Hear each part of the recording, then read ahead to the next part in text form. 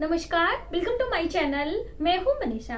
दोस्तों, आज की वीडियो बहुत ही प्रमुख होने वाली है। आज हम आपको इस जल की महत्वता और इस जल का प्रयोग बताने वाले हैं। जी हाँ दोस्तों, इस जल का इस्तेमाल हम सूर्य देव को अर्घ देने के लिए करते हैं, या फिर हम तुलसी में जल देते हैं, या फिर आप पीपल वृक्ष में जल देते हैं।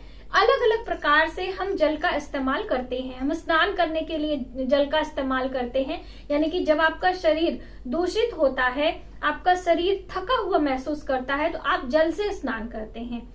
और हम जल की बात करें तो हमारे शरीर में भी 70% जल ही होता है, और जल से हम बहुत जल्दी आकर्षित भी होते हैं। हमारे इस भूमंडल में भी ज्यादा से ज्यादा मात्रा में जल होता है, तो इसलिए जल नकारात्मक और सकारात्मक ऊर्जा दोनों को अपनी ओर आकर्षित करने में बहुत ज्यादा जो है महत्वपूर्ण होता है, यानी कि जल अपनी ओर आकर्षित कर लेता है।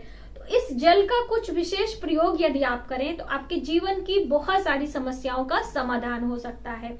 जी हाँ दोस्तों, इस जल का उपयोग अलग अलग तरीके से अलग अलग समय से यदि आप करते हैं तो आपको बहुत लाभ मिलने वाला है। जैसे कि प्रतिदिन हम लोग 1 लोटा जल यदि सूर्य देव को देते हैं, और इस तांबे के पात्र से, कई बार आप सभी के कमेंट आते हैं कि पात्र की महत्वता इतनी क्यों है, क्योंकि सूर्य देव का जो धातु है, यदि हम गुण धर्म की बात करें तो उनका जो ये धातु है वो तांबा है। तो यदि तांबे से हम सूर्यदेव को जल देंगे तो वो हमारे लिए ज्यादा लाभकारी होगा।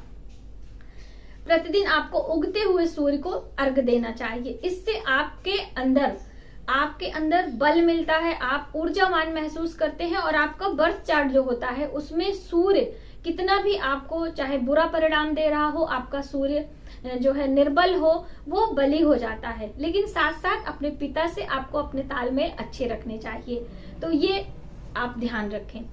अगला जल का उपयोग है कि यदि आप नकारात्मकता से भरपूर हैं, यानी आपके मन में बहुत सारे बुरे बुरे ख्याल आते हैं और आपको निद्रा नहीं आती, यानी रात को आपको नींद नहीं आती है, आप बस इधर उधर करते सुबह आपकी हो जाती है, आपका मन थका थका रहता है, भाई नींद नहीं आएगी तो सुबह आप थकान महसूस करेंगे। यदि इस तरह की समस्या है और आपको ऐसा लगता है कि आपको फीवर है, मतलब कोई बीमारी नहीं है, फिर भी आपको ऐसा लगता है कि हमें कोई बीमारी है, ऐसी दशा में आपको अपने सोने वाले स्थान पे, अपने शयन कक्ष में 1 लोटा जल रखना है। इस 1 लोटे जल को आप सिर के पास रख सकते हैं, अपने बेड के नीचे रख सकते हैं, आजू बाजू कहीं भी 1 लोटा जल आप रखकर सोएं।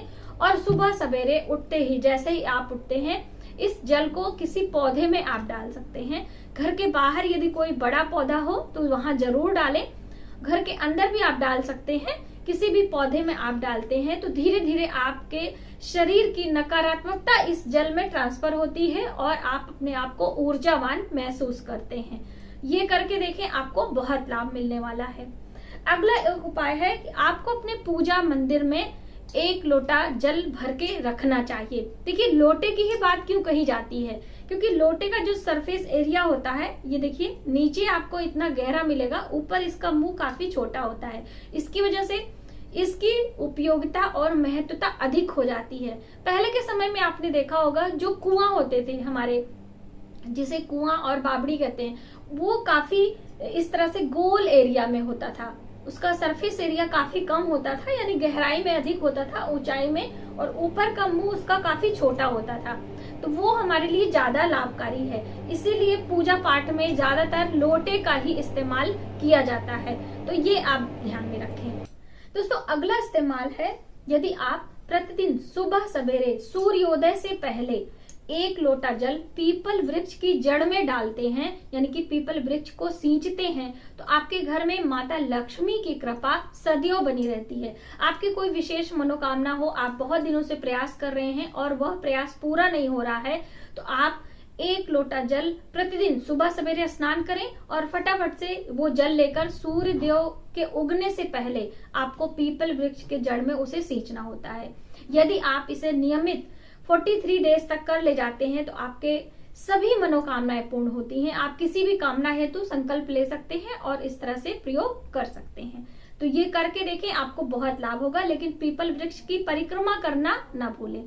परिक्रमा आपको जरूर करना है, 7 बारी 5 बारी, जैसे भी हो सके आप करें और सूर्योदय से पहले करना है, ये आप ध्यान रखें। इसी प्रकार से यदि हम 1 लोटा जल प्रत्येक मंगलवार को बरगद की जड़ में डालते हैं, बरगद वृक्ष होता है जिसे बट वृक्ष के नाम से जाना जाता है, ज्येष्ठ मास में जल का दान करना बहुत फलदायी माना जाता है।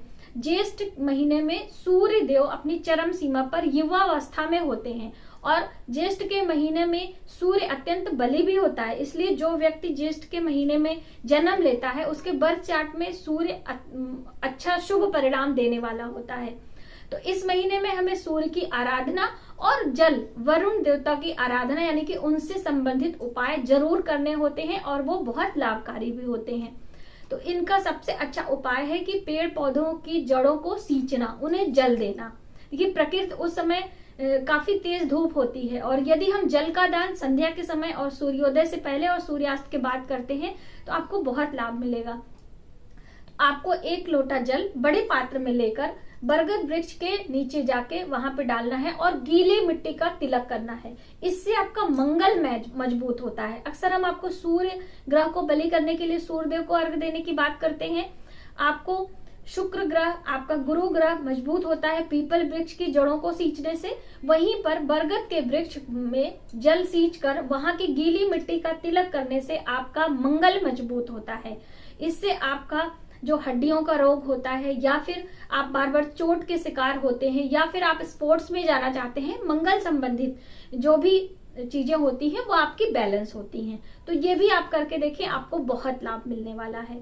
और दोस्तों मैंने लास्ट वीडियो में एक विशेष उपाय बताया था, आप सभी को बहुत सारा उसमें कंफ्यूजन था, तो वो भी हम आपको दूर करना चाहेंगे कि यदि आप लंबी बीमारी से परेशान हैं, आपकी बीमारी आपका घर नहीं छोड़ रही है और बहुत दवाई करके आप परेशान हो चुके हैं, उन बीमारी का आपको इलाज नहीं मिल रहा है, तो आप यह उपाय करना प्रारंभ करें। आपके घर का कोई व्यक्ति बीमार है तो आप उनसे, आपका ब्लड का रिलेशन है तो भी आप यह उपाय कर सकते हैं। करना क्या है, एक बड़े से पात्र में आपको उनके सिरहाने जल रखना है थोड़ा सा और उसमें डालना है कच्चा दूध। कच्चा दूध उनके सिरहाने रख दें, आजू बाजू रख सकते हैं या बेड के नीचे रख सकते हैं। रात भर वो जल वहां पर रखा रहेगा। सुबह सवेरे उठते ही आप सबसे पहला काम करेंगे, उस जल को कीकर वृक्ष की जड़ में डालना है। कीकर जिसे कहीं कहीं पे बबूल के नाम से भी जाना जाता है, तो उनकी जड़ों में आपको डालना है। ऐसा करने से उस बीमारी का आपको पता चलेगा, धीरे धीरे वह बीमारी स्वतः ही आपकी कामयाब होगी, यानी कि उस बीमारी से आपको छुटकारा मिलेगा। लेकिन कीकर का वृक्ष होना चाहिए। तो आपने जाना कि अलग अलग वृक्षों की जड़ों को सींचने से भी हमारी बहुत सारी परेशानियों का निदान होता है। तो आप ये करके देखें। बहुत सारे लोगों का कमेंट आता है कि दीदी हमारे पास इतने पैसे नहीं हैं कि हम अपने बर्थ चार्ट का आकलन करवा पाए या फिर किसी बड़े योग्य विद्वान पंडित से हम अपने बर्थ चार्ट का आकलन करवा पाए। तो ऐसी दशा में आप ये छोटे छोटे उपाय अपनाकर उनको सही तरीके से इस्तेमाल करके, सही समय का चुनाव करके आप उन सभी समस्याओं से छुटकारा पा सकते हैं। हमारे ऋषि मुनियों ने बहुत सारे ऐसे ज्ञान दिए हैं, यदि हम उसे करते हैं तो हमें बहुत लाभ मिलेगा। चलते चलते एक विशेष उपाय है दोस्तों, आपको यदि पितृ दोष है, आपके घर में बहुत ज्यादा कलह कलेश होता है, आपके घर के जो बड़े बुजुर्ग होते हैं उनकी बात कोई नहीं मानता है, सबकी अलग अलग भावनाएं, अलग अलग विचार होते हैं, आपस में मेल नहीं खाते, जिसके कारण बहस हो जाती है, बात नहीं बनती है। कोई भी काम करने की शुरुआत तो हम बहुत जोर शोर से करते हैं और बीच में हमारा काम रुक जाता है। ऐसे में आपको 1 लोटा जल अपने रसोई घर में रखना चाहिए। जैसे कि अक्सर हम वीडियो में बताते हैं कि आजकल हमारी रसोई से जल गायब हो गया है, सब ने आरओ लगा लिया है और आरओ का बोतल में पानी भरते हैं प्लास्टिक में और फ्रिज में रखते हैं, उसी का सेवन करते हैं। तो सबसे पहले तो ये करना आप बंद करें। आप अपनी रसोई में एक बड़े पात्र में, चाहे आप मटका रख लें, चाहे आप स्टील का पात्र रख लें, किसी भी बर्तन में आपको जल स्टोर करके जरूर रखना है। खाना बनाने के लिए, पानी पीने के लिए, कैसे भी हो। और उसी पात्र का जल आपको शिव मंदिर में जाके शिवालय यानी कि शिव जी का अभिषेक करना है। साफ सुथरा जल होना चाहिए, ऐसा नहीं कि उसी में से आप पी रहे हैं, उसी वो जल आपको रखना है कि इससे हम सुबह भगवान शिव का जलाभिषेक करेंगे। आप उस जल को प्रतिदिन यदि शिवालय जाकर जलाभिषेक करते हैं तो आपके घर से पितृ दोष और वास्तु दोष दूर होता है। तो ये भी आप करके देखें। यदि आपने अभी तक नहीं किया है तो प्लीज इससे करने से आपके घर की नकारात्मकता दूर होती है और पितृदोष, वास्तु दोष समाप्त होते हैं। ये सारे कार्य आपको ब्रह्म मुहूर्त में या फिर सूर्योदय के समय ही करने होते हैं, तभी उसका फल आपको प्राप्त होता है। ये नहीं कि आप 10 बजे 11 बजे कर रहे हैं। सुबह सवेरे जो हमारा वायुमंडल होता है, जो हमारा वातावरण होता है, बहुत ही सौम्य होता है, बहुत ही सकारात्मक ऊर्जा से भरपूर होता है। इसीलिए जब कोई उपाय उस समय करते हैं तो उसका हमें बहुत लाभ मिलता है। तो आप इस समय पे ये सभी चीजें प्रयोग करके देखें, आपको बहुत लाभ मिलने वाला है। तो आज की वीडियो में बस इतना ही। यदि हमारी जानकारी आपको थोड़ी सी भी हेल्पफुल लगे तो प्लीज हमारी वीडियो को लाइक करें, शेयर करें, सब्सक्राइब जरूर करें नई वीडियोस के लिए। मिलते हैं एक नई जानकारी के साथ नई वीडियो में। तब तक आप अपना ख्याल रखें। जय माता दी।